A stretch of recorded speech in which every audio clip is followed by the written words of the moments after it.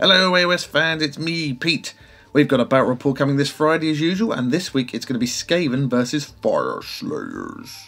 So, what have my furry little rat men got? Well, I'm trying to build a deck that's got a bit of everything in it, and I think these decks might be doomed to failure. I think you've either got to go all out objectives or all out offense. I think anything in the middle tends to leave you floundering, and if you don't get the right cards at the right time, you might suffer. This deck is a balanced deck. I'm not going to be building a deck specifically coming up against fyreslayers. I think we will try that in the future a bit more. But for now, I'm just going after a bit more of a balanced tournament style deck. So what are my objectives? I've got leading from the back. I'm always going to be trying to keep Skritch away from danger, as any good Skaven leader should. So that one will be hopefully an easy win for me. It is a third end phase card, and it is only one glory though, so it is not the strongest of objectives to take. Next is Skritch is the greatest, hopefully up against someone like Khorne or Sepulchral Guard or even Skaven. Their lower wound count means that he'll be able to jump in and quickly stab somebody and get me instant glory. Cover ground, move 6 hexes from Skaven move 5. I can get a +1 move upgrade on one of them or get the sprint card out, then that's a given for me and it's an instant one again. Crushing Force. Again, this is a bit more useful against the weaker opponents. You probably wouldn't get this off much against Aurochs or Stormcast or Fyreslayers, which I am up against this time round. So this one might be one that I earmark for removal later. Divide and Conquer. I'm pretty much going to be mixed up in their field. I can always use a 4th activation to bring some dead Skaven back in their field if somebody's in mine. Hopefully it'll be an easy one to pick up as things go on. Who would probably suffer a bit more against uber offensive Aurochs if they're already all on my side, or uber defensive Stormcast who just sit and turtle on their side. So again, it does rely a bit on my opponent. Might be another one that I look to remove. Next card, Escalation. If I'm doing well, I'll be able to spend all my glory on loads of upgrades. If I'm not, my opponent hopefully will be, and they'll do the same, and either way I'll get 2 glory there. Making a statement, this one could be a tough one. It is 3 glory, which is a big windfall, but at the same time, if your opponent has 3 objectives in their half, that could be almost impossible to score. Against fyreslayers, this might be a losing card to take because he's going to be hugging objectives early on. But against some other warbands who maybe aren't interested in objectives so much, or ones that I can outmaneuver, then possibly that's a much better card to have. Master of War, play an upgrade, deploy, and get a objective. I think that's a pretty big winner for me. I nearly always take this card in my decks. Ploy Master, play 3 ploys. Should be a relatively simple one to do. Supremacy, grab 3 objectives. I will be looking to grab objectives, so hopefully that one should be a fairly easy one to score, especially if I've got 3 objectives in my half. But even if my opponent has 3 objectives, I've got the manoeuvrability to hopefully sprint in there and snatch one. And Tactical Supremacy 1, 2 and 3, 4. I figure if I go for both of them, then if the objectives fall badly, I should still be able to score one of them. The worst case scenario for me would be if I only had 3 and 5 in my half and my opponent had 1, 3 and 4, 1, 2 and 4 or something like that. That would really stuff me up. Again, Skaven have manoeuvrability, but up against fyreslayers they're going to be hugging objectives, so maybe that's still not the best cards to go up against fyreslayers. I guess we'll see. There's several cards in here up against fyreslayers that might not do so well, so I might be fighting an uphill battle, but we'll see how I get on with them. I might be fine, I might be okay. So once I've hopefully scored tons of glorious glory, what upgrades have I got? Well, the first card I've got is Expendable. This is a slightly more experimental card for me. I think I like the idea of having an upgrade I can whack on one of my Skaven and then sit him in a really important spot so that when Robin does go after him, I can remove the model and do some damage. Festering Blades, one I nearly always take because the +2 damage on a crit with the Skaven who inspired rolls 3 dice is almost too good to pass up.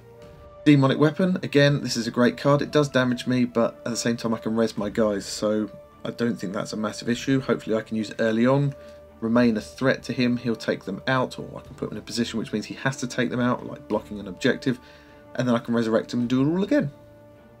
Great Strength, +1 damage will probably almost always go on Skritch, or maybe whoever's got the demonic weapon to make them cause 4 damage and really scare the pants off of people. Legendary Swiftness, that +1 move there for cover ground. SOULTRAP, this would almost definitely go on Skritch. Skritch is the linchpin, he's the one who can bring all my guys back, and he provides me a little bit of range attack as well. I want to protect him, and SOULTRAP is there specifically for him. And then the Blazing, Shadowed, Dazzling and Fractured Key. I am after objectives with Supremacy and Tactical Supremacy 1, 2, 3, 4. But this will hopefully help me near the end game whack some upgrades on people, sprint them over to objectives that Robin can't reach, and then just sit there to reap even more, up to potentially 4 more glory. So those are the upgrades, and on to the ploys, which will hopefully help me score those objectives to gain that glory in the first place.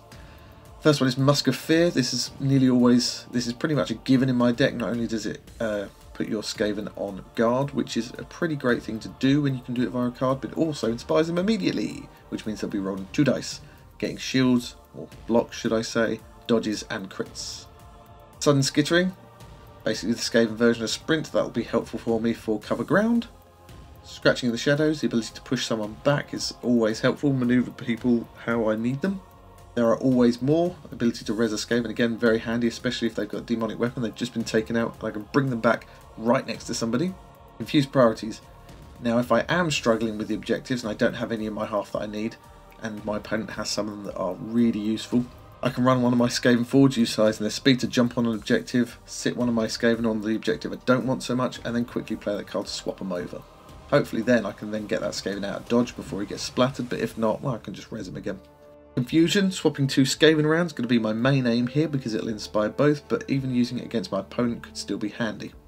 Duel of Wits, I nearly always take this card in my decks now. The ability to pick up 2 new cards is really handy. Earthquake, if my opponent's sitting on a load of objectives that I want and I can manoeuvre myself into position to then shunt everybody, that would be great. Worst case scenario though, even if I am doing badly and my opponent's sitting on low objectives, I can use this to push him off of them, or possibly I can use this to try and keep him away a bit more, depending on how things are set up. Misdirection, if I've got a Skaven sitting on an objective that I really need, I don't want them to be distracted off of it or confusioned off of it, so you know that one's there for protecting them, and it also means I can nominate somebody else it could be played on, which means quite often I can then redirect them towards Skritch. And Sidestep. 1 extra move is always handy, 1 extra move is always nice. I will always take this card in my decks, unless maybe I'm playing like uber defensive Stormcast, but even then it's still 1 extra move and that could be handy to get you where you need to be. So there we go, that's my deck. I'm wondering whether this deck's a bit too middle ground and whether I need to commit harder towards either being offensive or objective based. I guess I won't really know until I try it against Fyreslayers. I maybe haven't picked the right objectives against fyreslayers, but again I'm trying to go for more of a balanced tournament style deck, but we'll see. I guess worst case scenario, if this deck doesn't work out so well, maybe I'll move towards a bit more of a objectives heavy deck, see how it goes. Anyway, if there are any cards in there you think are massive losers, or whether you think some of those cards are big winners, are there any cards in there that you would nearly always take for Skaven, or are there any cards in there that I've got that you would never ever consider? Let me know and wish me luck. Bye!